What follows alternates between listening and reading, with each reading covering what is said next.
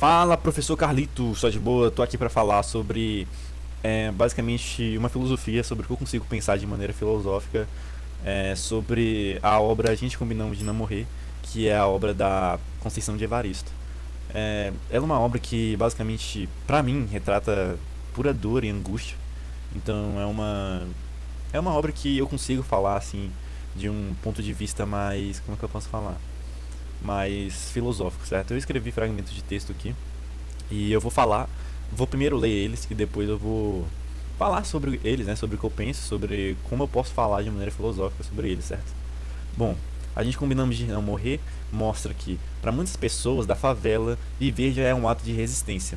Ou seja, no dia a dia, de você sobreviver, de você conseguir se manter vivo, você já está resistindo. Você está resistindo à droga, você está resistindo a bandido, você está resistindo a tudo. Você está resistindo ao mundo inteiro, ao mesmo tempo, com uma pressão, tipo assim, que se sobrecarrega excessivamente, tá ligado?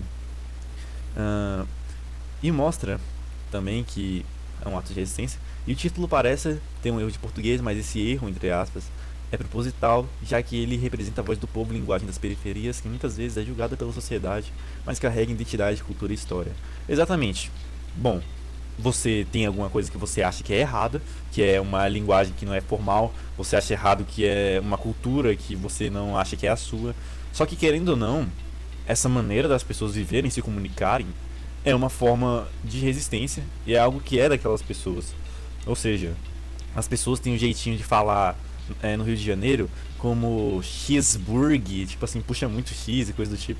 Isso aí é uma das coisas que as pessoas faz bastante, sabe? Tipo, chiar com X, tipo, sete, sei lá. Então, é um negócio assim, mais ou menos. E aí meio que tipo assim, a gente acha que é um erro português, né, da gramática. Só que querendo ou não, é algo das pessoas, não pode muito fazer nada, não tem muito que você possa mudar. É daquela maneira que é, e o mundo é assim. Certas pessoas não tiveram uma educação muito boa, as pessoas não. Sabe, não tiveram educação boa, não tiveram forma de sobreviver, de se estabelecer, tipo assim, de estudar, não tiveram nada disso, tá ligado? Você não pode simplesmente ir lá e falar que, tipo, simplesmente é errado. Simplesmente é errado essa maneira de viver, de ser. Não, tá ligado? É uma maneira que eles encontraram de sobreviver. Seja a história deles, a cultura, tá ligado? E é triste, porque tudo bem que esse erro parece realmente um erro, e é, mas é um erro humano, né? Que mostra como essa obra é humana em si, a sua essência é muito humana, sabe? Uma essência humana. E, sabe, é humana essa obra.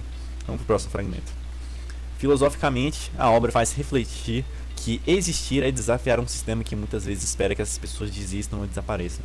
Ou seja, tá dizendo aqui que basicamente é um sistema que só do fato de você existir, você precisa lutar para você sobreviver, existir, para você poder chegar no final de semana no próximo, tá ligado? Combinar de não morrer não significa escapar apenas da morte física, mas também lutar para que os sonhos, a dignidade e a esperança não sejam destruídos pela violência, pela pobreza e pelo preconceito. Ou seja, combinar de não morrer não é morrer somente de maneira física, com um balaço nas costas, uma facada no peito, não. Combinar de não morrer é de você lembrar do outro, é de você ter ali aquela memória de quando vocês eram crianças, antes do seu amigo entrar na favela, começar a ser aviãozinho e morrer, tá ligado? É você, por exemplo, tornar a pessoa uma estampa de camisa, ou pelo menos ter um quadro com a foto da pessoa, tá ligado? Então, é de não esquecer de quem passou por lá, de quem viveu aquilo tudo, certo? Ah, e é isso. Para que não seja destruído pela violência, pobreza e pelo preconceito. Ou seja, é violência, pobreza, preconceito, é polícia, é falta de esgoto, é falta de saúde, é falta de investimento, é falta de tudo, de tudo, de tudo. E você tem que sobreviver, porque o mundo é assim, você nasceu naquele lugar, tu se fudeu, foda-se. Tá ligado? É basicamente isso. É triste isso. Beleza, próximo. A linguagem simples e popular usada por Conceição Evaristo, né, que é a escritora, aproxima o leitor da realidade brasileira. Ela mostra que a forma de falar não define a inteligência de ninguém, mas sim o lugar onde essa pessoa veio e as experiências que viveu. O português errado da fala popular é, na verdade, uma marca de identidade e resistência cultural. Foi o que eu tinha dito antes. Não é por causa que uma pessoa. Bom, não é por causa que uma pessoa fala de uma maneira que não é formal, tipo, pode ser um velho, pode ser um baiano que fala oxente, pode ser qualquer tipo de pessoa, tá ligado? Tu pode ter até seu preconceito ali, mas você não pode desmoralizar a pessoa e ter preconceito sobre o que ela pensa somente porque você, sabe? Tipo, porque você. Pô, você sente raiva daquilo, sabe? Você não pode simplesmente só só sentir raiva e desmoralizar tudo. Você tem que ter algum respeito pela aquela pessoa. Porque querendo ou não, mesmo que ela seja criminalizada, zoada, pode ser um nordestino, ela pode ser inteligente como você, ela pode ser mais inteligente do que você, certo? E pode ser válido toda a experiência que ela teve, pode ser válido tudo que ela passou, sabe? Tipo, toda a experiência, toda a vida, todo aprendizado pode ser mais valioso do que o seu, inclusive. Mas por esse preconceito que a gente tem com as outras pessoas, a gente acaba ignorando. A gente acaba desmerecendo as pessoas pelo que elas são e não pelo que elas podem ser, né? Bom, e o último aqui, né? Na realidade das favelas, muitas pessoas crescem cercadas por dificuldades, falta de oportunidades e violência. Isso aí já é histórico, são pessoas que saíram dos... Ah, esqueci que você falou isso de novo. Mas tipo assim, daqueles lugares que morava muita gente junto, como se fossem umas casinhas, sabe? Ah, esqueci o nome. Mas enfim. Bom, basicamente as pessoas viviam naqueles lugares juntos e foram expulsos, tiveram que ir pro morro, onde ninguém queria morar, e lá se criaram as comunidades. Ou seja, já tem preconceito, não pode achar emprego, porque já tem preconceito contra tu. Então falta oportunidade de emprego. Você já vai ter menos renda, já vai ter emprego pior. E por aí vai escalonando, beleza? Ela mostra... Ops, dei errado. Mesmo assim, continuam estudando, trabalhando e sonhando com uma vida melhor.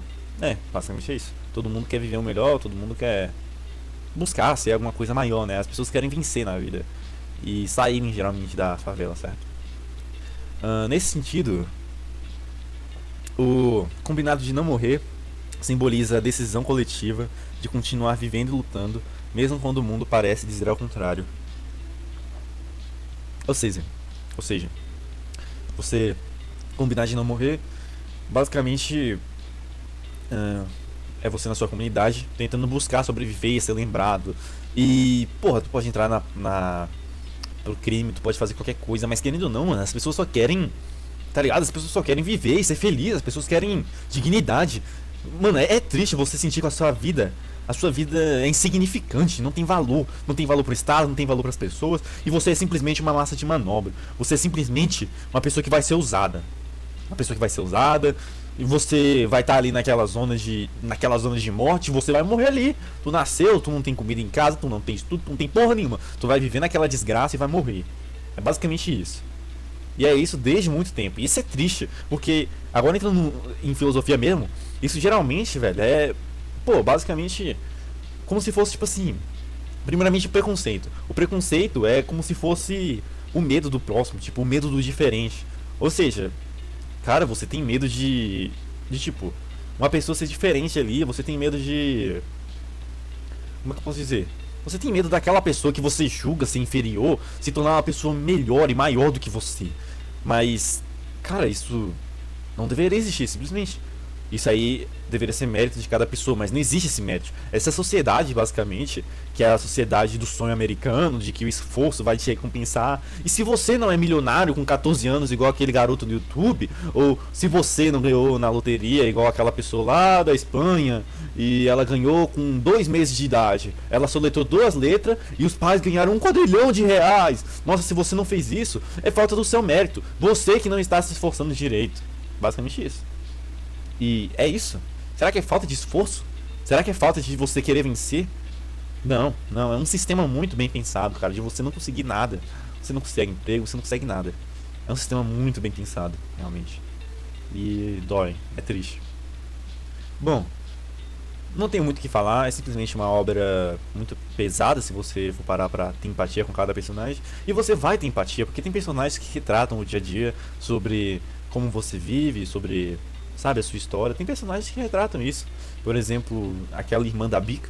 Eu me identifiquei um pouco, porque minha mãe também, sabe, cantava aquelas músicas que me deixavam angustiado, sabe? Ou, sei lá, colocava muita expectativa em mim, como se eu fosse pra televisão e tudo mais. Mas eu não entrei pro crime, né? Eu não sou aquela pessoa, eu não sou irmão dele, né? Mas, querendo ou não, eu também tinha uma relação ruim com minha mãe. Enfim, é uma obra triste, pesada e muito realista, muito sentimental. Não é pela forma da escrita que você pode julgar ela inferior, assim como não é pela forma que as outras pessoas falam que você pode fazer isso também. Mas é isso. Simplesmente é uma obra excelente. Certo? Se você for falar de preconceito, racismo, femicídio, tu pode jogar essa obra ali no Enem. Muito boa, muito top. Se encaixar no tema, né? Obviamente. Mas é isso. É uma obra massa. Valeu, professor. E obrigado por ter me apresentado essa obra. Eu realmente gostei. Valeu, falou e fui!